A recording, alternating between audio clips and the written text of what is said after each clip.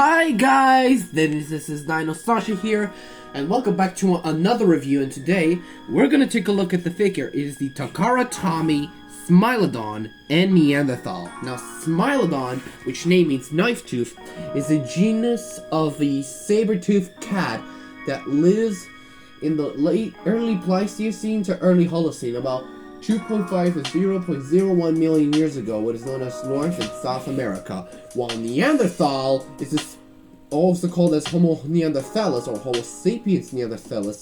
It is a species of human that lives in the middle to late Pleistocene, about 0.45 to 0.04 million years ago, what is known as Europe. Now, despite being considered two animals, Smilodon's size has been variating.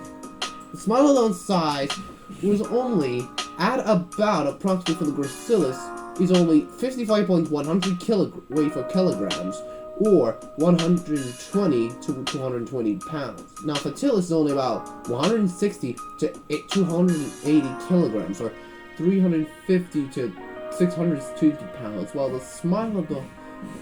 the height of them was only about 100 centimeters.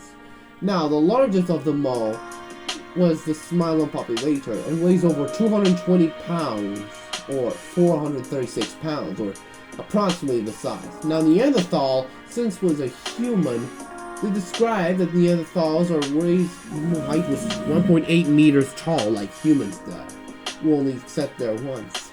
Now, Neanderthal was a species of human that inhabited in the critical environment with mammoths, while Smilodon lives in South America, lives alongside with Macrocenia and a sloth.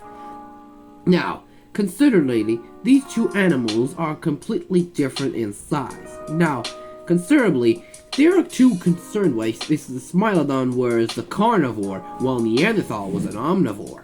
Now, basically, because humans have built up clothes and build up tools, while saber-tooths are only used for claws as a weapon. Now, you didn't notice, I have cards of what it seemed like language for Chinese, or especially Japanese or Chinese, I think.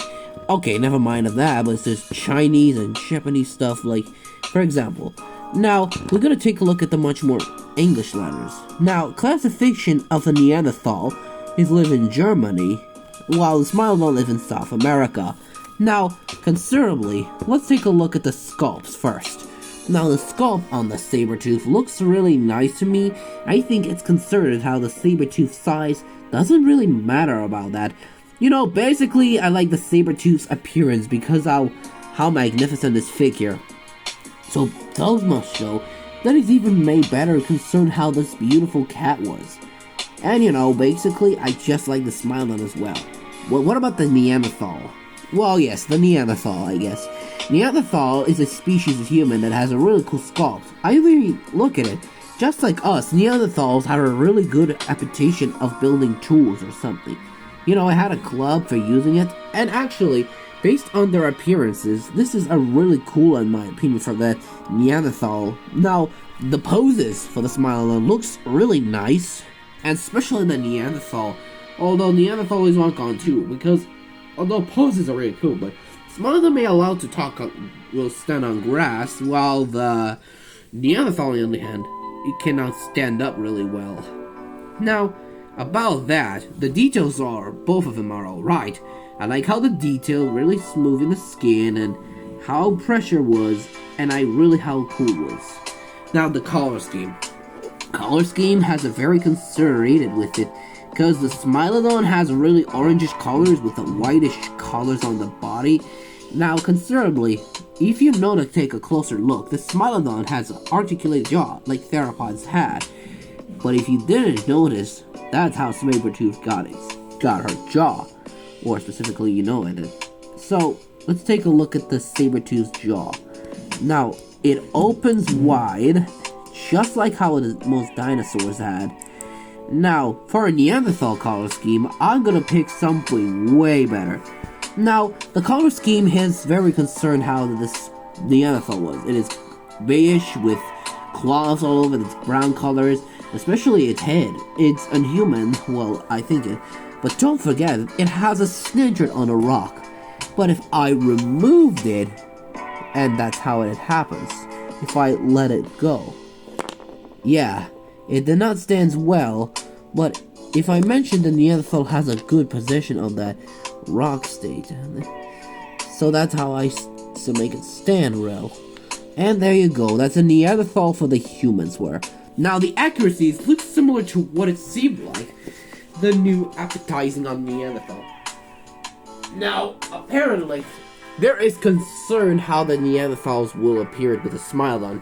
So, we're gonna bring up a lure, so let's give this a measure. In terms of the length of the Smilodon to the tip of the snout, tip of the tail, over the tip of the snout, we're looking at about, well, 3.5 inches, which is only at about, well, it's basically 9 centimeters, and the height which you have on top of the shoulder, we're looking at about 1.60 centimeters, inches or something. Well, it's about 4 centimeters.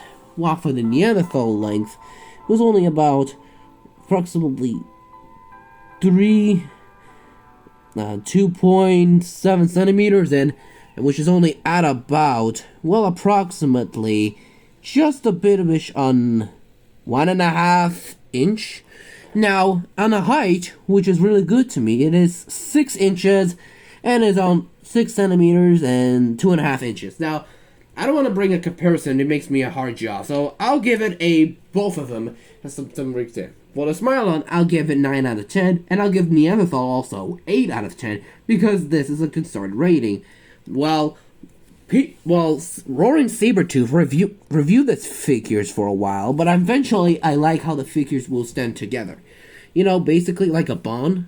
Well, anyway, for the next review will be on the Safari Limited Ankylosaurus. Well, anyways, thank you guys so much for watching. Don't forget to hit the like, subscribe, and click the bell for notifications so you'll never miss the video. And leave a comment below, and I hope to see you for another review about the Safari Ltd 2018 Ankylosaurus. Goodbye everyone, and see you all next time.